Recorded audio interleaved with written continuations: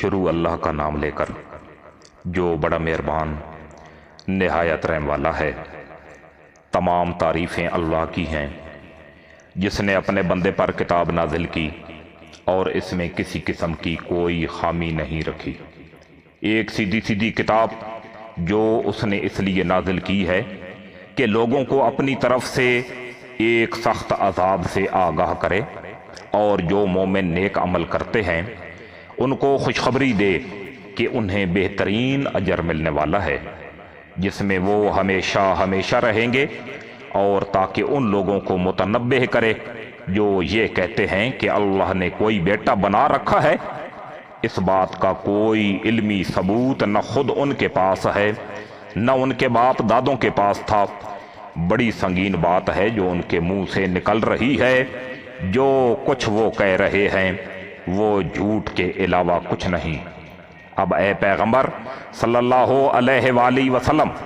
اگر لوگ قرآن کی اس بات پر ایمان نہ لائیں تو ایسا لگتا ہے جیسے تم افسوس کر کر کے ان کے پیچھے اپنی جان کو گھلا بیٹھو گے۔ یقین جانو کہ روئے زمین پر جتنی چیزیں ہیں ہم نے انہیں زمین کی سجاوٹ کا ذریعہ اس لیے بنایا ہے تاکہ لوگوں کو آزمائیں کہ ان میں کون زیادہ اچھا عمل کرتا ہے، اور یہ بھی یقین رکھو کہ روئے زمین پر جو کچھ ہے ایک دن ہم اسے ایک چٹیل میدان بنا دیں گے۔ کیا تمہارا یہ خیال ہے کہ غار اور رقیم والے لوگ ہماری نشانیوں میں سے کچھ زیادہ عجیب چیز تھے؟ یہ اس وقت کا ذکر ہے جب ان نوجوانوں نے غار میں پناہ لی تھی اور اللہ تعالیٰ سے دعا کرتے ہوئے کہا تھا کہ اے ہمارے پروردگار، ہم پر خاص اپنے پاس سے رحمت نازل فرمائیے اور ہماری اس صورتحال میں ہمارے لیے بھلائی کا راستہ مہیا فرما دیجئے۔ چنانچہ ہم نے ان کے کانوں کو تھپکی دے کر کئی سال تک ان کو غار میں سلائے رکھا۔ پھر ہم نے ان کو جگایا تاکہ یہ دیکھیں کہ ان کے دو گروہوں میں سے کون سا گروہ اپنے سوئے رہنے کی مدت کا زیادہ صحیح شمار کرتا ہے۔ ہم تمہارے سامنے ان کا واقعہ ٹھیک ٹھیک بیان کرتے ہیں۔ یہ کچھ نوجوان تھے جو اپنے پروردگار پر ایمان لائے تھے، اور ہم نے ان کو ہدایت میں خوب ترقی دی تھی، اور ہم نے ان کے دل خوب مضبوط کر دیے تھے۔ یہ اس وقت کا ذکر ہے جب وہ اٹھے اور انہوں نے کہا کہ ہمارا پروردگار وہ ہے جو تمام آسمانوں اور زمین کا مالک ہے، ہم اس کے سوا کسی کو معبود بنا کر ہرگز نہیں پکاریں گے۔ اگر ہم ایسا کریں گے تو ہم یقیناً انتہائی لغو بات کہیں گے۔ یہ ہماری قوم کے لوگ ہیں جنہوں نے اس پروردگار کو چھوڑ کر دوسرے معبود بنا رکھے ہیں۔ اگر ان کا عقیدہ صحیح ہے تو وہ اپنے معبودوں کے ثبوت میں کوئی واضح دلیل کیوں پیش نہیں کرتے؟ بھلا اس شخص سے زیادہ ظالم کون ہوگا جو اللہ پر جھوٹ باندھے؟ اور ساتھیو، جب تم نے ان لوگوں سے بھی علیحدگی اختیار کر لی ہے، اور ان سے بھی جن کی یہ اللہ کو چھوڑ کر عبادت کرتے ہیں، تو چلو اب تم اس غار میں پناہ لے لو۔ تمہارا پروردگار تمہارے لیے اپنا دامن رحمت پھیلا دے گا اور تمہارے کام میں آسانی کے اسباب مہیا فرمائے گا۔ اور وہ غار ایسا تھا کہ تم سورج کو نکلتے وقت دیکھتے تو وہ ان کے غار سے دائیں طرف ہٹ کر نکل جاتا، اور جب غروب ہوتا تو ان سے بائیں طرف کترا کر چلا جاتا، اور وہ اس غار کے ایک کشادہ حصے میں سوئے ہوئے تھے۔ یہ سب کچھ اللہ کی نشانیوں میں سے ایک نشانی ہے۔ جس سے اللہ ہدایت دے دے وہی ہدایت پاتا ہے، اور جس سے وہ گمراہ کر دے اس کا تمہیں ہرگز کوئی مددگار نہیں مل سکتا جو اسے راستے پر لائے۔ تم انہیں دیکھ کر یہ سمجھتے کہ وہ جاگ رہے ہیں، حالانکہ وہ سوئے ہوئے تھے، اور ہم ان کو دائیں اور بائیں کروٹ دلواتے رہتے تھے، اور ان کا کتا دہلیز پر اپنے دونوں ہاتھ پھیلائے ہوئے بیٹھا تھا۔ اگر تم انہیں جھانک کر دیکھتے تو ان سے پیٹھ پھیر کر بھاگ کھڑے ہوتے، اور تمہارے اندر ان کی دہشت سما جاتی۔ اور جیسے ہم نے انہیں سلایا تھا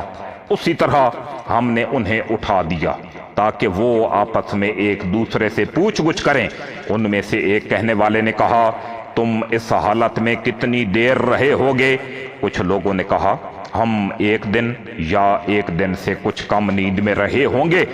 دوسروں نے کہا، تمہارا رب ہی بہتر جانتا ہے کہ تم کتنی دیر اس حالت میں رہے ہو۔ اب اپنے میں سے کسی کو چاندی کا یہ سکہ دے کر شہر کی طرف بھیجو، وہ جا کر دیکھ بھال کرے کہ اس کے کون سے علاقے میں زیادہ پاکیزہ کھانا مل سکتا ہے، پھر تمہارے پاس وہاں سے کچھ کھانے کو لے آئے، اور اسے چاہیے کہ ہوشیاری سے کام کرے اور کسی کو تمہاری خبر نہ ہونے دے، کیونکہ اگر ان شہر کے لوگوں کو تمہاری خبر مل گئی تو یہ تمہیں پتھراؤ کر کے ہلاک کر ڈالیں گے، یا تمہیں اپنے دین میں واپس آنے کے لیے مجبور کریں گے، اور ایسا ہوا تو تمہیں کبھی فلاح نہیں مل سکے گی۔ اور یوں ہم نے ان کی خبر لوگوں تک پہنچا دی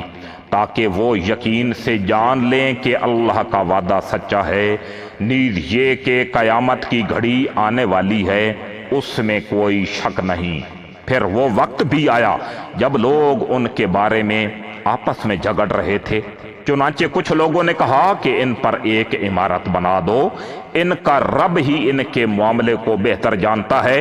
آخرکار جن لوگوں کو ان کے معاملات پر غلبہ حاصل تھا،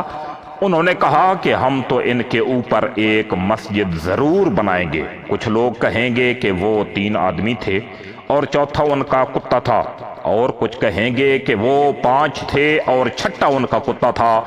یہ سب اٹکل کے تیر چلانے کی باتیں ہیں۔ اور کچھ کہیں گے کہ وہ 7 تھے اور 8واں ان کا کتا تھا۔ کہہ دو کہ میرا رب ہی ان کی صحیح تعداد کو جانتا ہے، تھوڑے سے لوگوں کے سوا کسی کو ان کا مکمل علم نہیں، لہذا ان کے بارے میں سرسری گفتگو سے آگے بڑھ کر کوئی بحث نہ کرو، اور نہ ان کے بارے میں کسی سے پوچھ گچھ کرو۔ اور اے پیغمبر صلی اللہ علیہ وآلہ وسلم،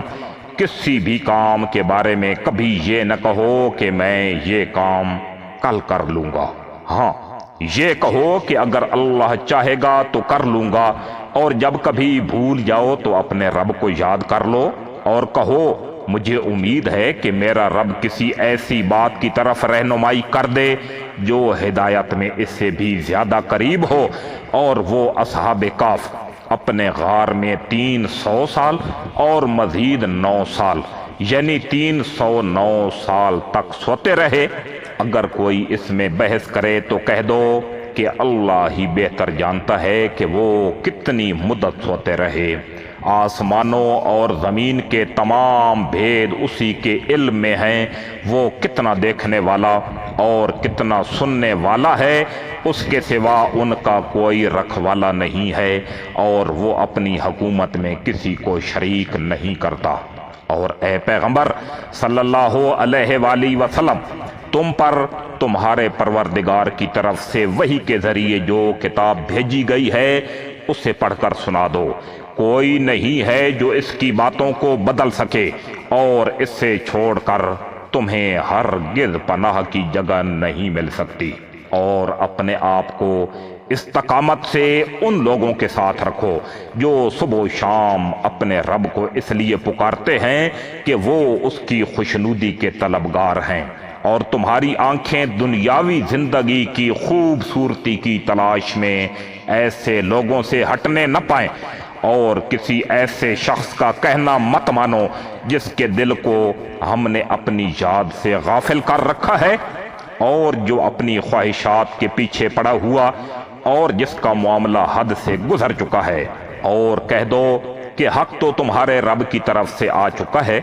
اب جو چاہے ایمان لے آئے اور جو چاہے کفر اختیار کرے۔ ہم نے بے شک ایسے ظالموں کے لیے آگ تیار کر رکھی ہے جس کی قناتیں ان کو گھیرے میں لے لیں گی، اور اگر وہ فریاد کریں گے تو ان کی فریاد کا جواب ایسے پانی سے دیا جائے گا جو تیل کی تل چھٹ جیسا ہوگا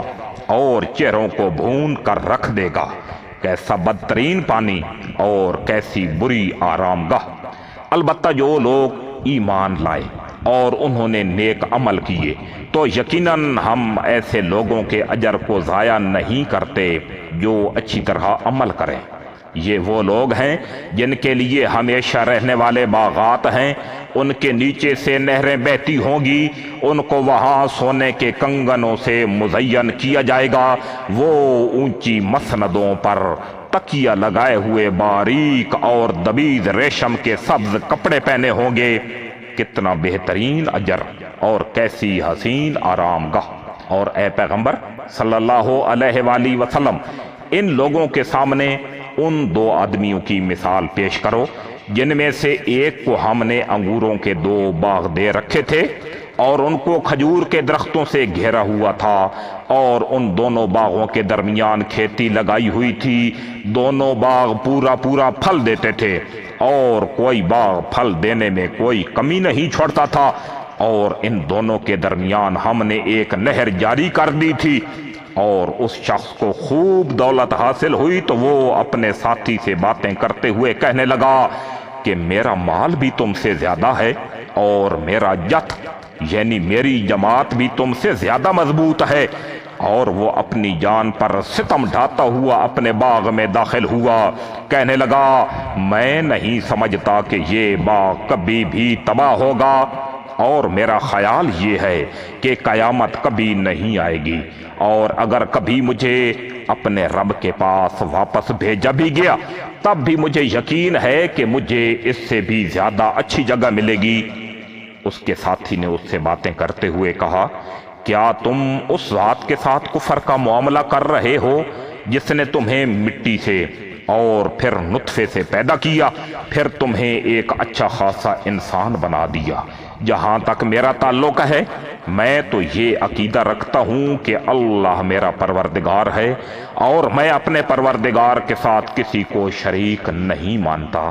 اور جب تم اپنے باغ میں داخل ہو رہے تھے اس وقت تم نے یہ کیوں نہیں کہا کہ ماشاءاللہ لا قوت الا باللہ،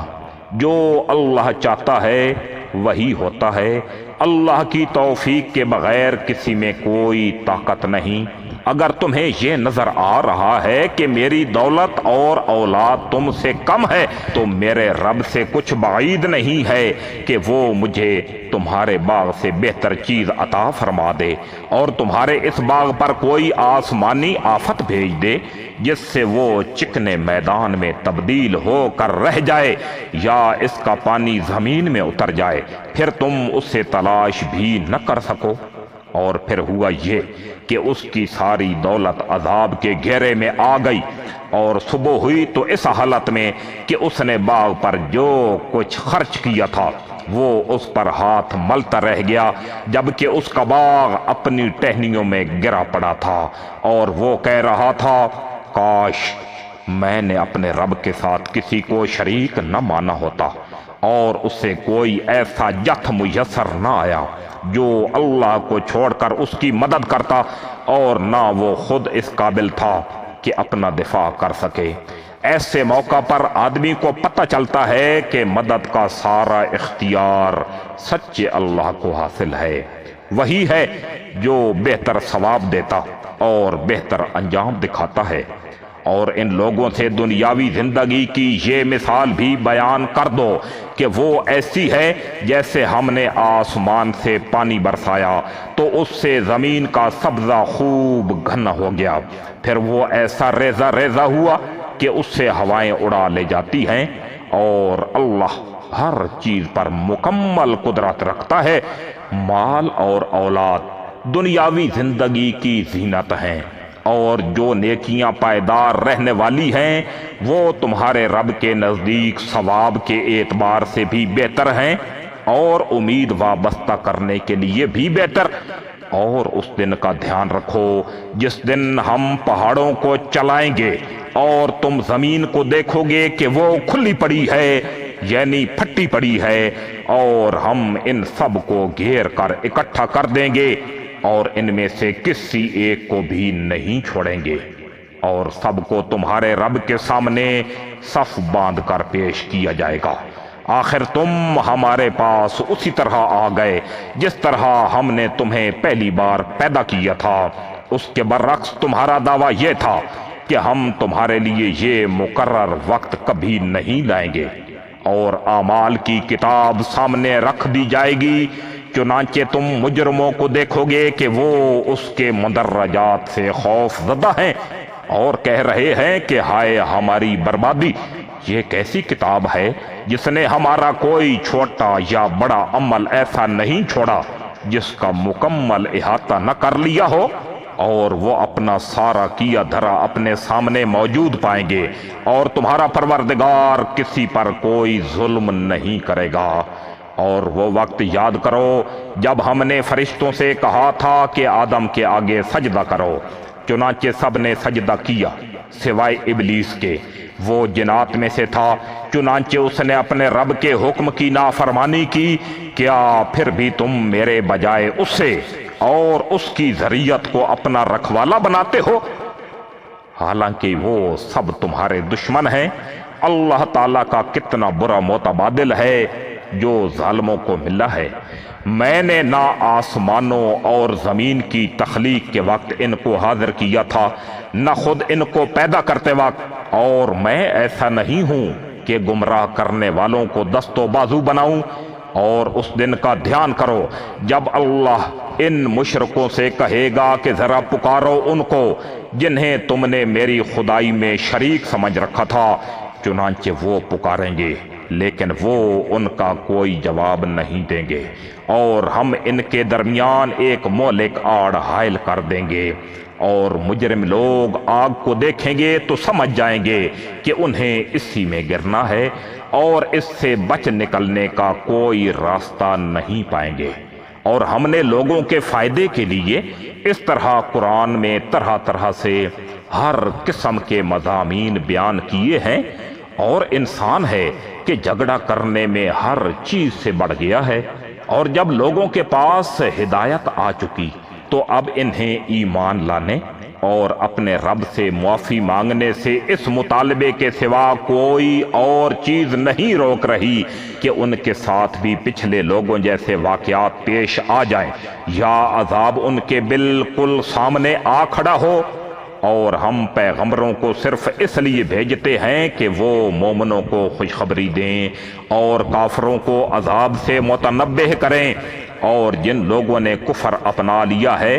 وہ باطل کا سہارا لے کر جھگڑتے ہیں تاکہ اس کے ذریعے حق کو ڈگمگا دیں، اور انہوں نے میری آیتوں کو اور انہیں جو تنبیہ کی گئی تھی اس کو مذاق بنا رکھا ہے۔ اور اس شخص سے بڑھ کر ظالم کون ہوگا جس سے اس کے رب کی آیتوں کے حوالے سے نصیحت کی جائے اور وہ ان سے منہ موڑ لے اور اپنے ہاتھوں کے کرتوت کو بھلا بیٹھے۔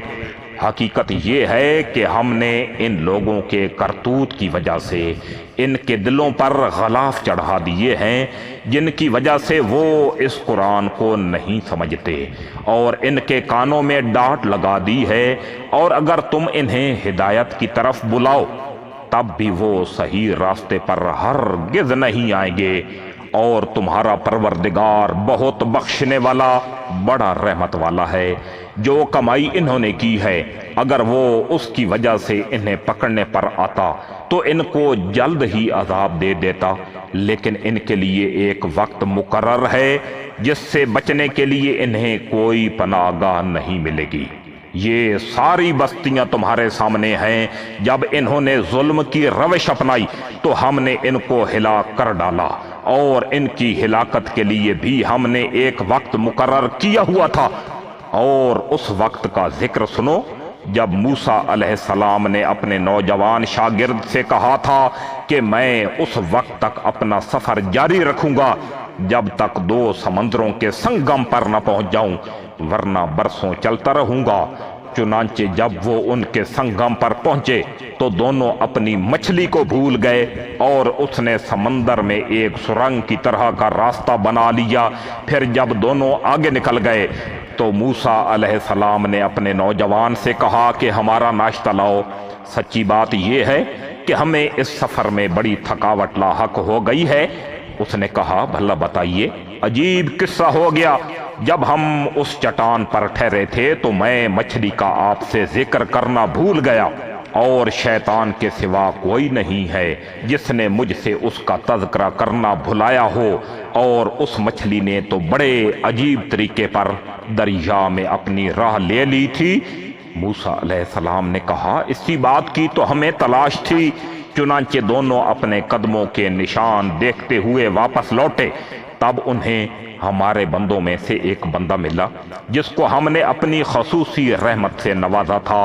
اور خاص اپنی طرف سے ایک علم سکھایا تھا۔ موسیٰ علیہ السلام نے ان سے کہا کیا میں آپ کے ساتھ اس غرض سے رہ سکتا ہوں کہ آپ کو بھلائی کا جو علم عطا ہوا ہے اس کا کچھ حصہ مجھے بھی سکھا دیں؟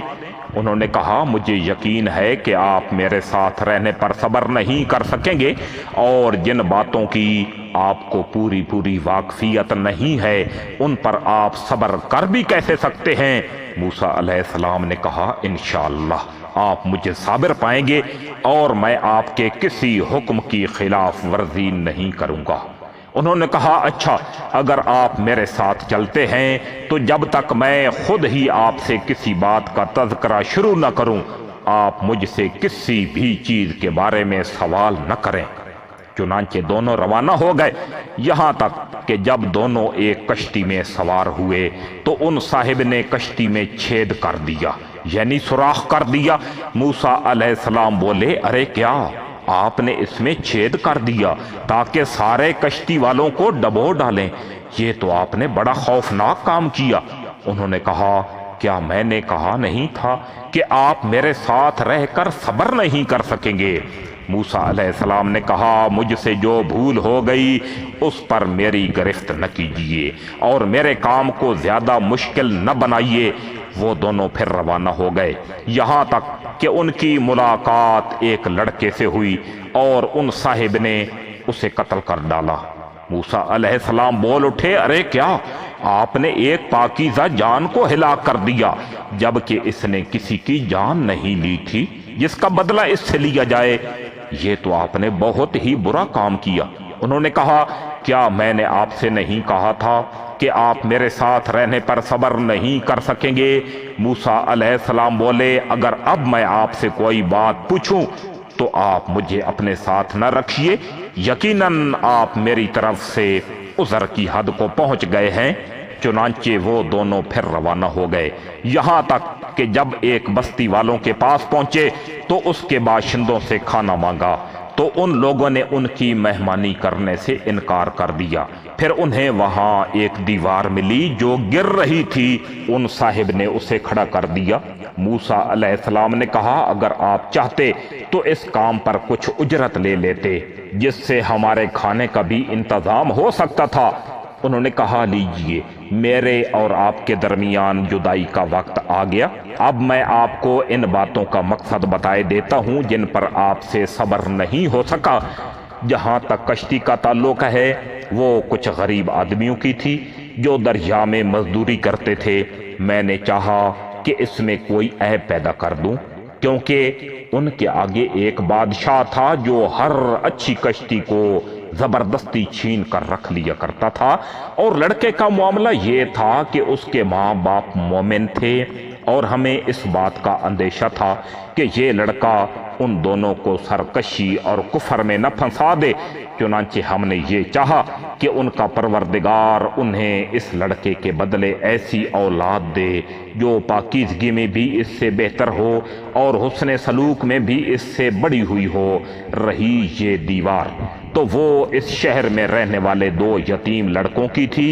اور اس کے نیچے ان کا ایک خزانہ دفن تھا، اور ان دونوں کا باپ ایک نیک آدمی تھا۔ اس لیے آپ کے پروردگار نے یہ چاہا کہ یہ دونوں لڑکے جب اپنی جوانی کی عمر کو پہنچیں اور اپنا خزانہ نکال لیں۔ یہ سب کچھ آپ کے رب کی رحمت کی بنا پر ہوا ہے، اور میں نے کوئی کام اپنی رائے سے نہیں کیا۔ یہ تھا مقصد ان باتوں کا جن پر آپ سے صبر نہیں ہو سکا۔